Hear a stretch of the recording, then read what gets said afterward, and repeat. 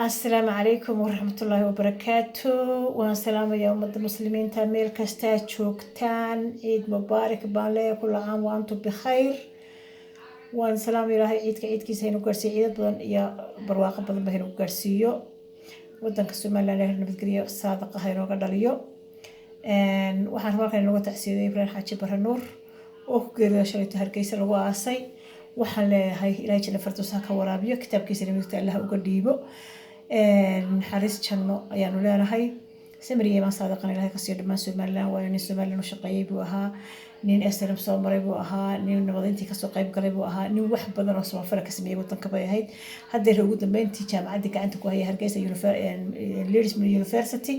وأنا لا هذا التاين تقدم بالسومال لأن هلا دمستر إن شاء الله بسم الله الكريم تاسواتها وحربنا لما قضوا بيرك هالله رمتي ما أنتوا أي هاي ما أنتوا هذا موجود بيسي قبل كسنة أكبرني واحد بدني حاجة وقبل كيجي عن كإيمي وعن شعراء واحد هذا قبل كسنة إني بريها بدي أقول قولة كتجري وهذه لكن أنا واحد بدنا وهذه حاجة هبلها واحد شفتين هبلايان وهذه هذا رتيسة حد بتاجن runtiina waa arrin iga yaabisay arrintani waa arrin iga fijicisay reer Soomaaliland qof kasta oo maqlaba ka yaabin doonta gabadh baa jirtay nin dilay ninkii la soo qabtay qarro laga soo qabtay jundi badan lagu bixiyay 2 wiig la raadinayay loo xiray la yiri waa kaas ama dila ama daasta idinka idin taala ninkii waxa jirta qolole ugu jiray in la sii daayo laakiin wuxuu lahaa ninku waxa lahayd gabadh dhimatay xaas bay ahayd nin bay lahayd caruur bay lahayd hooyay lahayd walaalay lahayd intii ay lahayd midna lagama talagelin midna wax lagama weydiin mid wax laga weydiiyay totally ma jiro qof loo calool qubeeyay qof la maslaxay qof la dhaahiyay qof loo yeeray maba ay jirinba niman baa iska maamushay niman baa anaga soo dhameeyay hawshan wadaynay dawladda iyo kala shaqeynayay Idris marba sida loo sheegay marba lacag lagu shubayay وأنا ولا ودولة دينكي سيل بدباديو قف كستانا وواحد عادي هو ده كين إسكاه عادي والله يا مرها فرنتي هدي أي دون يعني إني مقطعان أو مقطع لما يلهاين وحقا إن لقصوا لما يولي دمك ولا السوسول حلصوا سميه ولا السوم مسلحه ووحل إلوسيو ولا داهيو ووحلوجيو ولا قاعد يقطط لكن قف اللوجو بتجي ما أنتي إن أنتوا اللي متى سيدي أنت بلو أرك haddana hadii la dhigi walaasha waa la qarinayaa ama naagtaada waa la qarinayaa waa dhibaato reerkii oo sidii ah oo aan ognahay ayaa wuxuu sameeyay wiilkii wuxuu sameeyay ayaan dhaweyto dowladda timi elfweyn anigu waxaan ku dhawaasoo dalxiis tagana soo caano doontina corona ka soo dhuunteene waxay yimaadeen elfweyn waxay yiraahdeen dad baan heshiis baa loo soo diray bal haddaba heshiiskii markay ku fashilmeen ee waxa ka qaban kara waayeen Jibriil Xasan iyo Axmed Faarax ayaa waxay sameeyeen in ay Aryan isku qaadaan Aryan waxay war naga taga waxay isku soo qaadeen reeridii maxaa idin waxba idin kama dhaxayba waayeen midna Idris naga dhaxayo maxkamad buu ku jiray oo uu xidhnaa midna nin baan iska dilayo heshiis bay hayeen iyaga badan u xidhnayd oo doonayna ballamaan intii bay tacayna ku war doontaano waxay yiraahdeen markiiba waxaanu doonaynaa inaan ma qaalataan oo khasab ku qaadataan luqaasha reeridii waa 7 6 baa timi 6 markay timi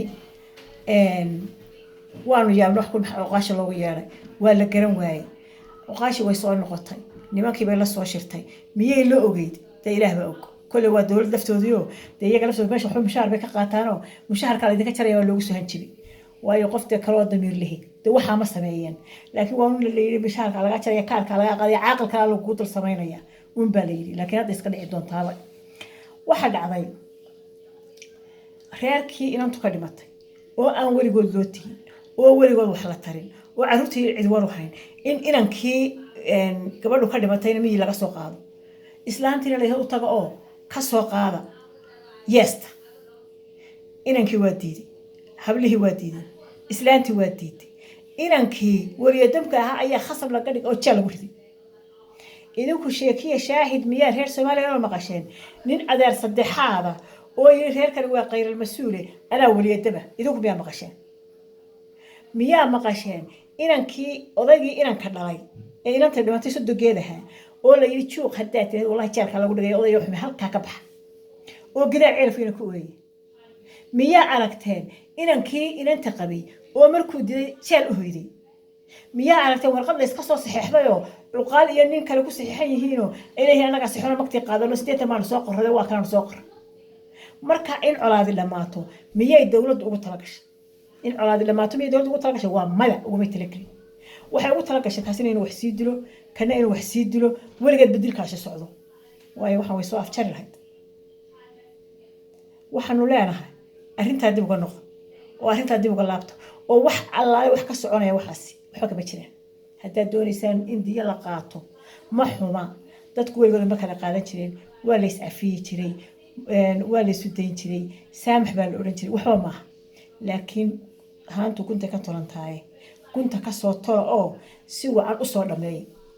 oo reerkii oo raali ah weliyo damkii oo raali ah oo la soo calool xabalay oo brand wash lagu soo sameeyay oo la soo dhaqdhaqay oo la soo hagaajiyay keena meesha oo ka saxiixa marka laakiin ninkii inanta qabay ee weli damka ahaa ayaan xidhaya aqli ma khasab baan kaga dhigay anaa magta qaadanayana sax maaha uqaashan masagaalkii malyan ee uu madaxweynuhu sheegaya ku maqan kul anaga gobolkayga waxba kama soo gaadhin haddaan 9 malyan ku maqnayn dee anuu garan maayo uqubada meesha ka socotaana bal taasaa ugu dhow inta kalena kasii liidatay oo kasii daran marka waxaan leeyahay bulshada reer Somaliland dadkani waa dad muwaashina waa dad masaakiina agoontoodii hore qaati ah labada reer baa agoon galay 300 wiil baa ka dhintay 300 wiil baa ka dhintay 300 wiil ka dhintay